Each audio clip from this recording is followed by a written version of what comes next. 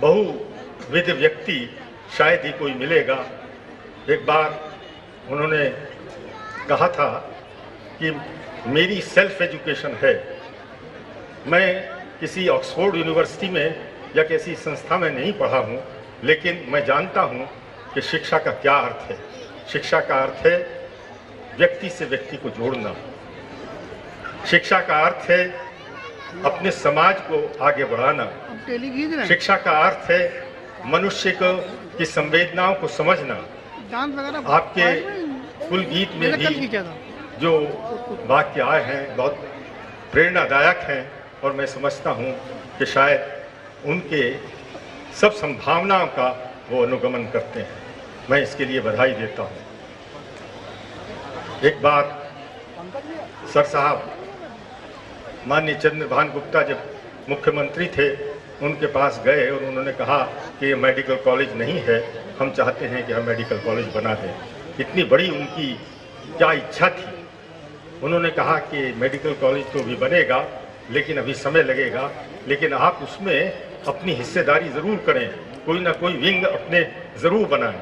और ये आज कार्डियोलॉजी इंस्टीट्यूट उन्हीं की कृपा से कानपुर को प्राप्त है।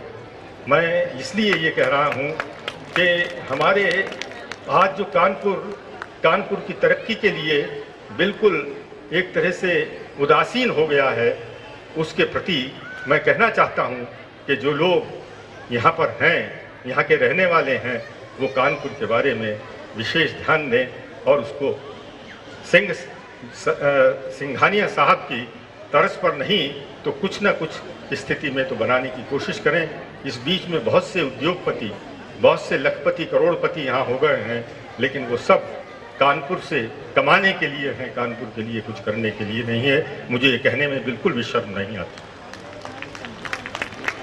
जहाँ तक इस बात का सवाल है, वो हमेशा मैं ये देख रहा हूँ कि आप लोगों के यहाँ जिस प्रकार से ये विकास हो रहा है, इस विकास के साथ हमको हिंदी भाषा को भी जोड़ना चाहिए। हिंदी भाषा, मैं आपको एक बात बताना चाहता हूँ कि इंग्लैंड में 13वीं और 14वीं सेंचुरी में वहाँ पर अंग्रेज़ी की भी वही हालत थी जो हिंदी की आज हमारे देश में है। वहाँ पर क्योंकि फ्रेंच लोगों का राज्य हो गया था, तो उन्होंने अंग्रेज़ी को, जो वहाँ की विशिष्ट भाषा थी, उसको बिल्कुल साइडलाइन कर दिया था और अपनी भाषा को वो जमा दिया था। उस वक़्त पार्लियामेंट में भी अगर कोई अंग्रेज़ी में बोलने की कोशिश करते थे तो लोग उसके हाथ तोड़ देते थे। लेकिन 15वीं सेंचुरी में लोग जागे और उन्होंने अपनी भाषा के लिए संघर्ष करना शुरू किया, अपनी पहचान बनानी शुरू की। और मुझे याद है कि एक कवि ने लिखा था कि मैं इटली को बहुत प्यार करता हूँ, लेकिन अंग्रेज़ी को उससे भी ज़्यादा, इंग्लैंड को उससे भी ज़्यादा। मैं इटैलिक को बहुत प्यार करता हूँ, लेकिन इंग्लिश को उससे भी ज़्यादा। तो ये जज्बा जब हमारे अंदर नहीं आएगा तो हम भाषा के बारे में अधिक नहीं जान पाएंगे। मैं इसलिए ये कह रहा हूँ कि आज जब आज़ादी के बाद ये आशा की गई थी कि भाषा, हिंदी भाषा, क्योंकि गांधी जी ने भी अपने हिंद स्वराज में लिखा था, उन्होंने अंग्रेज़ों को एड्रेस करके कहा था कि आप इस देश की भाषा हिंदी है, अगर आप हिंदी में यहाँ रहना चाहते हैं तो रहिए, नहीं तो आपका यहाँ पर कोई स्थान नहीं। लेकिन बाद की सरकार ने एक बहुत ही ऐसा काम किया कि भाषा को बिल्कुल साइडलाइन किया। मैं अभी केरल गया, वहाँ पर एक अखबार मातृभूमि निकलता है, उसका फंक्शन था, उसमें चीफ गेस्ट था। वहाँ पर मुझे पत्रकारों ने कहा कि साहब मलयालम 25 साल में ख़त्म हो जाएगी। मैंने उनसे कहा कि आप इतनी समृद्ध भाषा के बारे में ऐसा कैसे कह रहे हैं, इतने पुरस्कार, ज्ञानपीठ पुरस्कार इस भाषा को मिल चुके हैं, फिर आप ऐसा क्यों कहते हैं।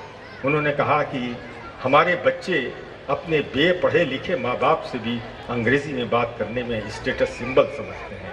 जब कोई भाषा स्टेटस सिंबल बन जाती है तो उसको ही लोग बढ़ाते हैं और दूसरी भाषा को भूल जाते हैं। केरल में इस भाषा के बारे में जब ये कहा गया तो मुझे वाकई बहुत तकलीफ़ हुई, दुख हुआ कि इतनी ऐसी भाषा और इतनी समृद्ध स्टेट की भाषा भी इस चक्कर में फंस गई। दूसरी बात मैं कहना चाहता हूँ कि रचनात्मकता यानी क्रिएटिविटी, चाहे विज्ञान हो, चाहे साहित्य हो, चाहे जीवन की कोई भी दिशा हो, उसमें क्रिएटिविटी बहुत बड़ा योगदान देती है।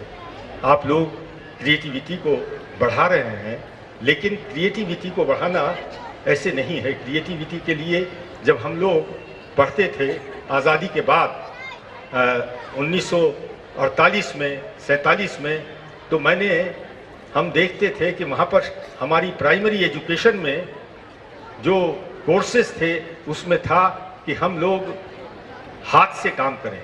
हम श्रमदान करने जाते थे, सड़कें बनाते थे, कुएं में की रख रखाव करते थे और हफ्ते में 2 रोज़ हम रचनात्मक कार्य करते थे। और ये रचनात्मक कार्य हमारे अंदर एक ऐसी प्रेरणा देता है जिससे लगता है कि हम आप जैसी इस संस्था में हैं, इससे बहुत से ऐसे काम हमारे बच्चे और अध्यापक कर सकते हैं। इसको बढ़ाने के लिए, इसको सजाने के लिए जो हाथों से हो सकता है वो करना बहुत ज़रूरी है।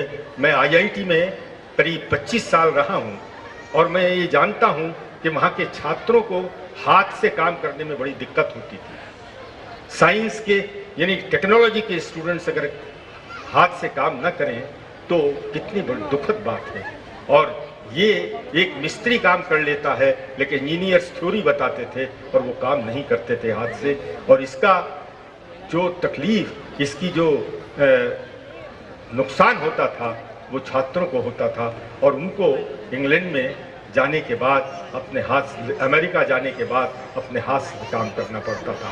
एक बार हमारे IIT में एक प्रोफेसर थे, उन्होंने कहा कि हमारे यहाँ चपरासी नहीं है साहब जो ट्रॉली से चीज़ों को लाकर यहाँ पर हमारी लैब्स में दे सके। तो प्रोफेसर वेंकटेश्वर लू वहाँ फिजिक्स के प्रोफेसर थे, वो डायरेक्टर ऑफ शेड कर रहे थे। उन्होंने कहा मिस्टर जॉर्ज, मैं जानता हूँ, मैंने देखा है आपको कि आप गोदाम से हाथ पर ट्रॉली पर लेकर सब सामान आते थे। हिंदुस्तान में आने पर आप में ये फ़र्क क्यों हो जाता है कि दूसरा आदमी काम करे, आप न करें। ये प्रवृत्ति बहुत महत्वपूर्ण है और इसको हमसे विकसित करना चाहिए। हमारे बच्चों को ये जानना चाहिए कि हाथ से काम करना मस्तिष्क को भी जागृत करता है और वो निश्चित रूप से बहुत से ऐसे काम कर सकता है जो जिसकी हम संभावना भी नहीं हमको होती। मैं आपको इसलिए ये कह रहा हूँ कि ये एक ऐसे महान व्यक्ति के नाम पर कॉलेज है और उनकी छाया गोविंद हरि सिंघानिया जी के माध्यम से इस संस्थान पर है और वो इस संस्थान को श्रेष्ठ संस्थान बनाना चाहते हैं और बना रहे हैं। तो मैं चाहता हूँ कि इस रचनात्मकता को भी आप अंगीकार करें और एक ऐसा देश बनाने की, ऐसा भविष्य बनाने की कोशिश करें जहाँ सर पदमपत सिंघानिया की छाया हो, जहाँ सर पदमपत सिंघानिया की कल्पनाएं जागृत होती हों, जहाँ पर उनका जो अवदान है इस शहर को वो देश के लिए आप लोग भी कर सकें। मैं इन्हीं शब्दों के साथ मैं अपनी बात समाप्त करता हूँ। आपकी शुभकामनाओं देता हूँ, आपकी भविष्य के लिए प्रार्थना करता हूँ कि आप बहुत उन्नति करें। ख़ास तौर से जिस प्रकार के पुरस्कार यहाँ पर दिए गए हैं और जो बच्चों ने लिए हैं वो मैं चाहता हूँ उस संभावना से पूर्ण हैं और ईश्वर करेगा वो ज़रूर उन्नति करेंगे। धन्यवाद।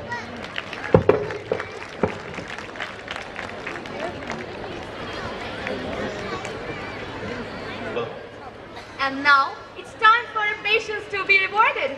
We are about to commence our cultural bonanza. Shruti, what are your views about music? Anything that freshens up your mind after mind-boggling mathematical problems? According to me, Siddharth, music connects the human soul to God. Not only this, it gives solace to the mind and soul. It is a moral law which gives wings to the mind, flight to the imagination, charm and gaiety to life. For this very reason, we have kept music as our theme for the annual function.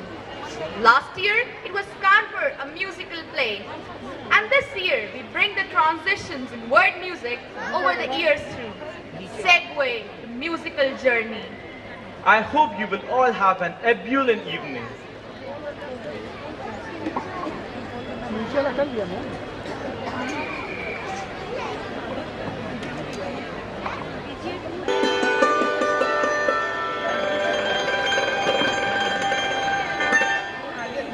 साहित्य, संगीत, कला विहीन साक्षात पशु उच्च विचारहीन। अर्थात साहित्य, संगीत, कला से विहीन व्यक्ति पूंछ और सींग रहित साक्षात पशु ही है। Life is a journey of music. Especially in India, our life at every step is mingled with rhythm.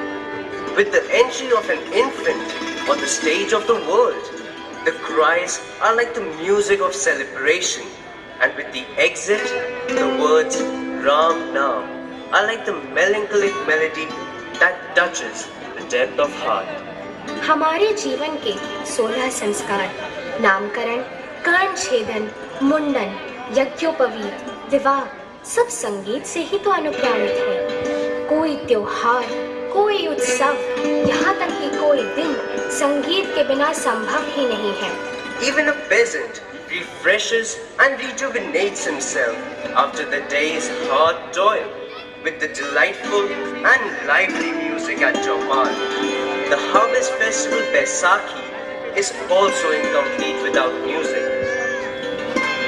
So ladies and gentlemen, today we present the immortal and eternal tale of music, Segway, the journey of music. आज संगीत समय के साथ अपना रूप बदलता हुआ स्वयं अपनी गाथा प्रस्तुत कर रहा है। मैं संगीत हूँ, संगीत हूँ, संगीत हूँ। आनंद, परम आनंद, नित्यानंद, ईश दर्शन का करण, मैं योगियों का ओम हूँ। दिन रात लय, धुन, तान से गूंजता सा व्योम हूँ। संगीत हूँ, संगीत हूँ, संगीत हूँ। शाम की मुरली तो गौरी का मधुमेह लास्य हूँ। वाणी की वीणा कभी तो शिशु का निर्मल हास्य हूँ। युद्ध का बजता बिगुल, मैं धनुष की टंकार हूँ। झनकार हूँ, टंकार हूँ, हुंकार हूँ, चंकार हूँ। संगीत हूँ, संगीत हूँ, संगीत हूँ। बड़ी लंबी, बड़ी गहरी है ये मेरी कहानी। प्रकृति के कण कण में बजती मेरी धुन, मेरी ज़बानी। स्वर्ग से आई यहाँ हूँ मधुर कथा तुमको सुनाने, आज की रस्मय शाम को और भी सुंदर बनाने।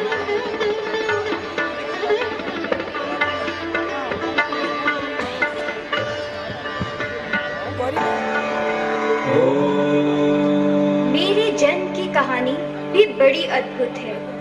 चारों कालजयी वेद ग्रंथों के सर्जक ब्रह्मा जी का सामवेद विश्व का पहला संगीतमय ग्रंथ है और सामवेद से ही मेरा जन्म हुआ। सृष्टि रचयिता ब्रह्मा जी से मैं महामृत्युंजय शिव को प्राप्त हूँ, जहाँ मैंने उत्कर्ष का चरम शिखर छुआ। फिर गायन, वादन और नृत्य की त्रिवेणी बह चली।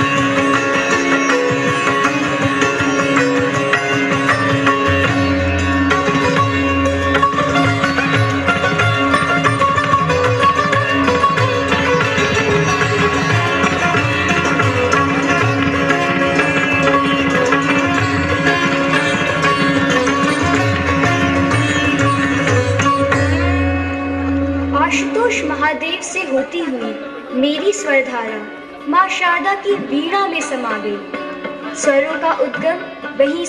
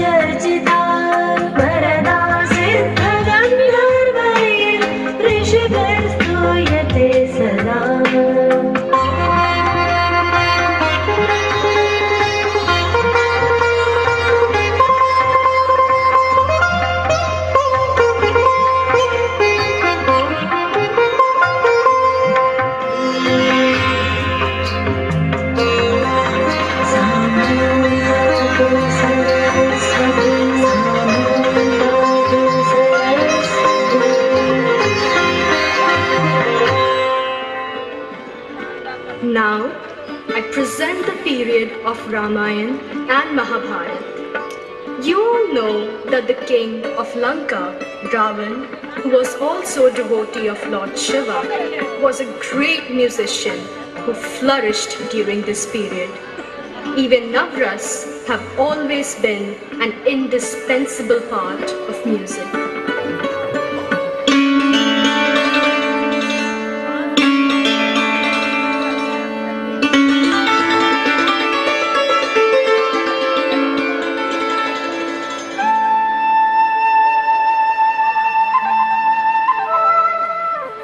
संगीत में रसों का बड़ा ही महत्व है।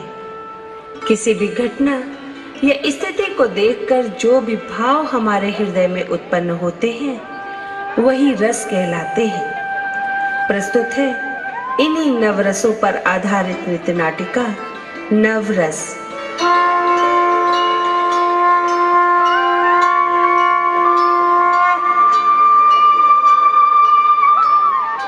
रसों में सर्वोपरि है श्रृंगार, क्योंकि श्रृंगार से ही समस्त सृष्टि का जन्म हुआ है। इसीलिए श्रृंगार को रस राज भी कहा जाता है। राधा कृष्ण के मधुर मिलन से श्रृंगार रस की उत्पत्ति होती है।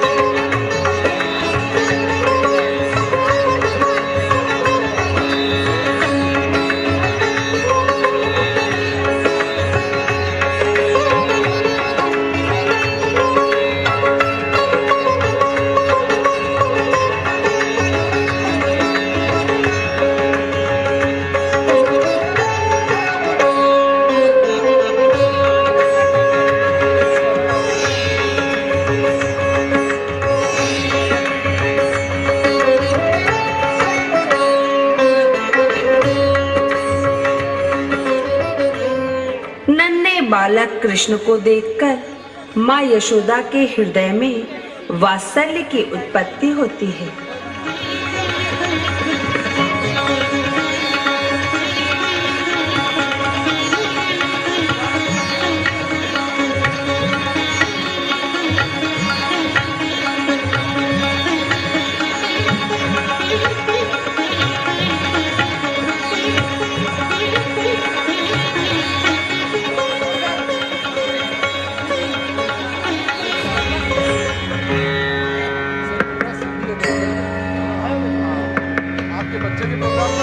राम के वन गमन पर राजा दशरथ के हृदय में जो पीड़ा उत्पन्न हो रही है वही करुण रस है।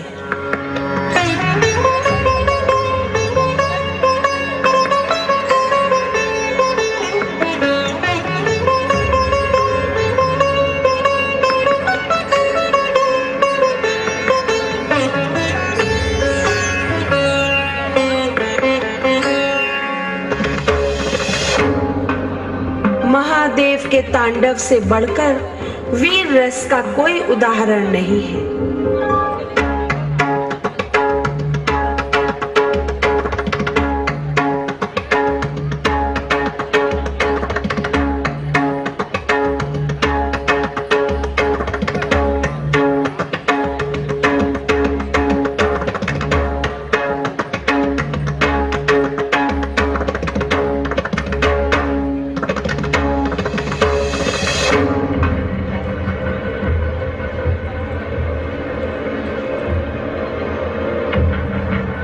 नारायण के विराट रूप को देखकर अर्जुन समेत सभी के हृदय में अद्भुत रस की उत्पत्ति होती है।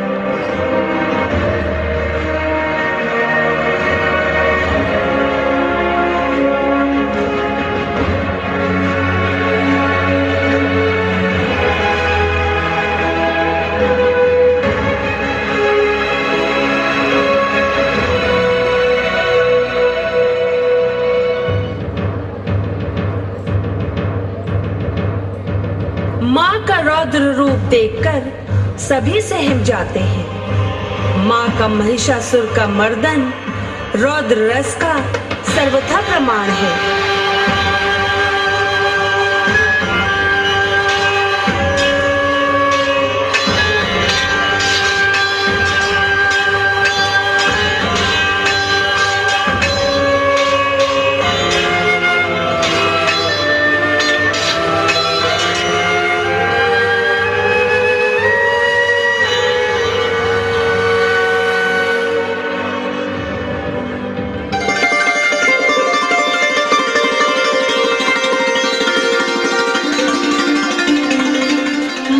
नारद जो कि ब्रह्मचारी हैं, एक सुंदर राजकुमारी को देखकर अपना गंतव्य भूल जाते हैं और नारायण से स्वयंवर हेतु हरे रूप मांगते हैं। नारायण उन्हें वानर रूप देकर हास्य का पात्र बनाते हैं।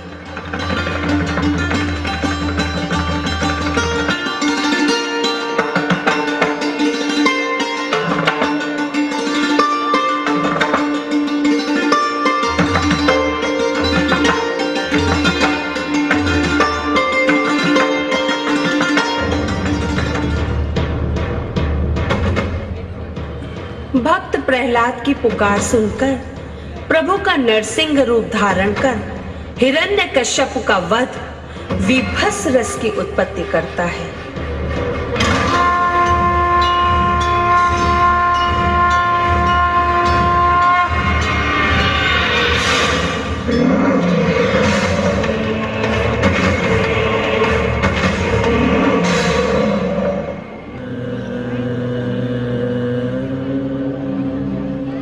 सभी दिशाओं में शांति रहे, इसी भावना के साथ गौतम बुद्ध शांत रस की उत्पत्ति करते हुए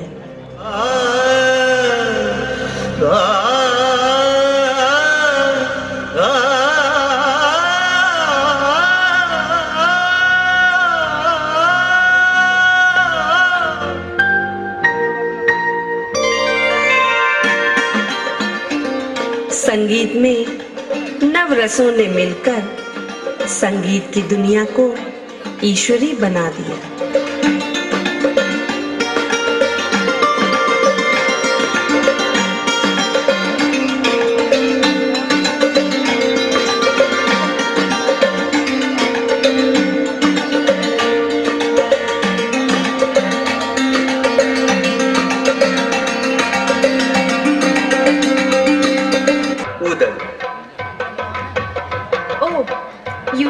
Heard about Alha and Udal?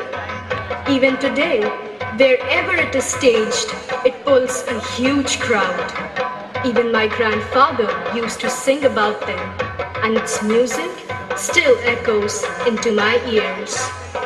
आला उदल गर महबूबे के दिल्ली का चौहान धनी, जियत जिंदगी इन दोनों में तीर तमाने रही तनी, बाढ़ लौटेगा शब्द भेद का दाग लगा चौहानी में, पानीदार यहाँ का घोड़ा आग यहाँ के पानी में, बुंदेलखंड की सुनो कहानी बुंदेलों की बानी में, बुंदेलखंड की सुनो कहानी बुंदेलों।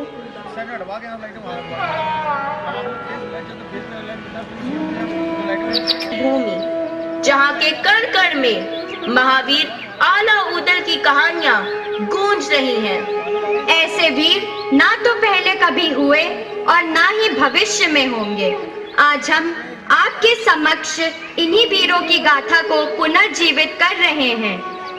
महावीर आला उदल, जिन्होंने चंदेलों का नाम आसमान तक पहुंचा दिया।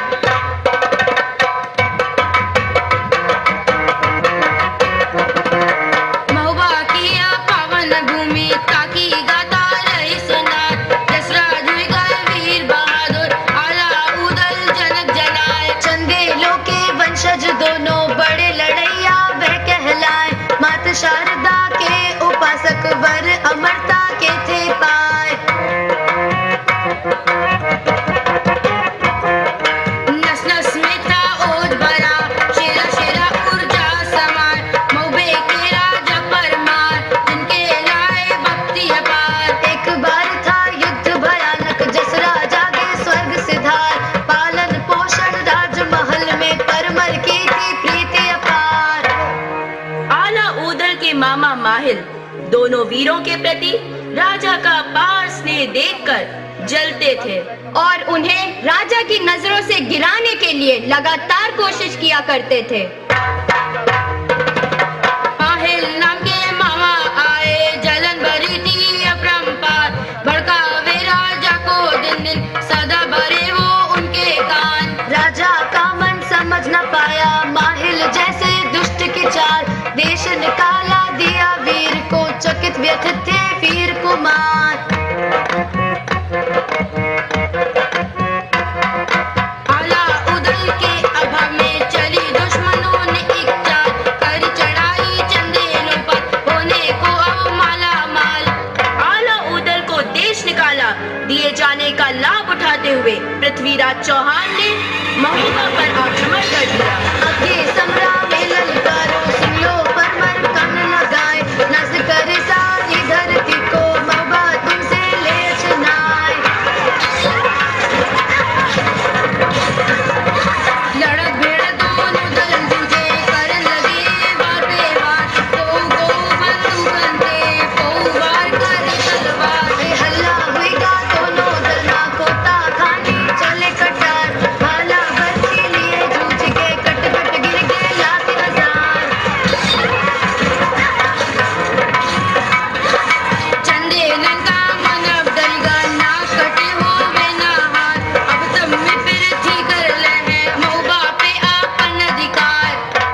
यद्यपि आला उदल राज्य से निष्कासित थे, तथापि मातृभूमि पर संकट देखकर वे शत्रु के विरुद्ध युद्ध क्षेत्र में कूद पड़े और सेनापति के रूप में महोबा के वीरों को संबोधित कर उनमें ओज का संचार किया। आला उदल पर जा पहुंचा तब दुखदायक ई समाचार, तुरंत कूद गए रंदो भैया महावीर वे अपरंपार। आला उदल को देखकर सभी सैनिकों में साहस व ओज का संचार हो गया और वे सभी शत्रुओं का सामना करने के लिए आगे बढ़ चले।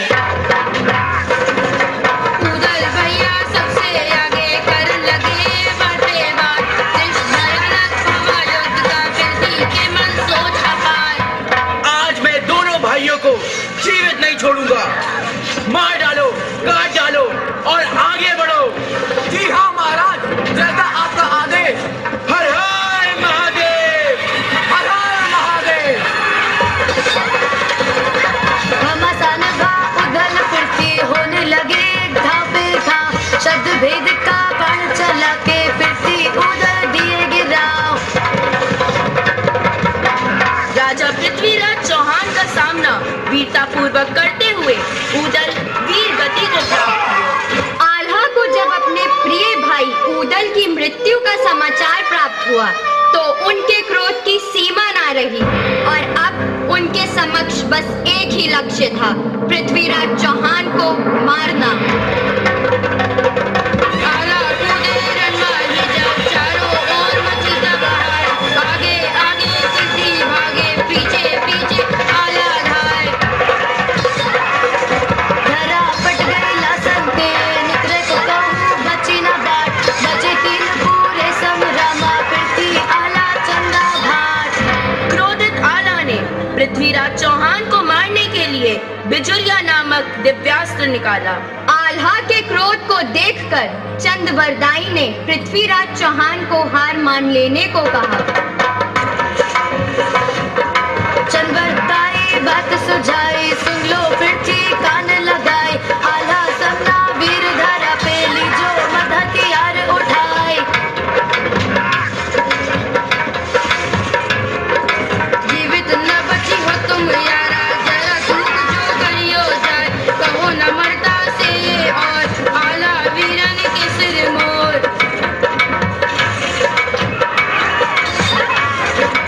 युद्ध क्षेत्र में प्रगटे जाए, अकस्मात गुरु गोरख आए। दिव्य अस्त्र है ये बिजुलिया, वीरता मत कर इसे चलाए। आल्हा सबसे सैन्य पाको, मानी गुरु की शीश नवाए। जय जयकार भाई आल्हा की दिशा दिशा में गूंजी जाए। महावीर आला की जय, महावीर आला की जय। धन गुरु धन धन वो चेला, पूरे जग में एक अकेला। शांतियों आला को गुरु ने क्षमा दंड से बड़ी बताए।